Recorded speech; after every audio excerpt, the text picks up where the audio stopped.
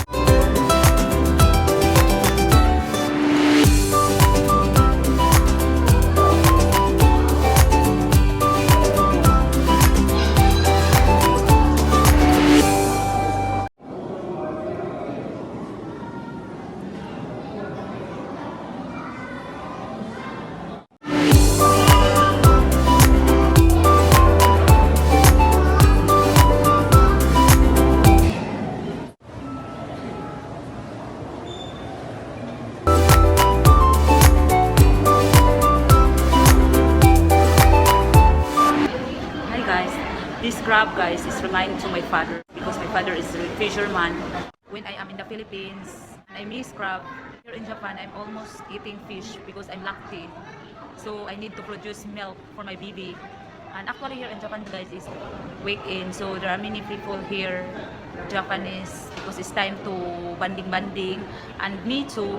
And this is my baby. Nilagay ko na siya sa car, bibigatan na ako. So, this is the place of GAMAGORI Aquarium, guys. And, hi, Father. Hope to see me, to see my video. I miss you. Keep safe and keep all, everyone.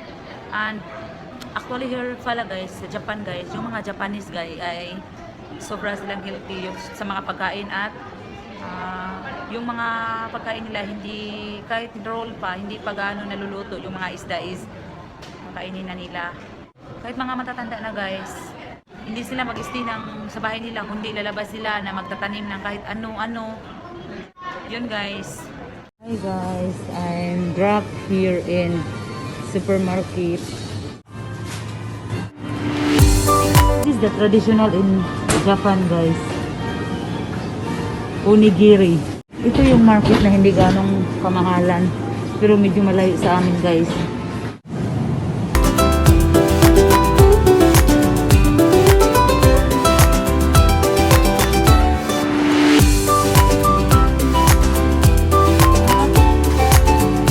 Dito guys.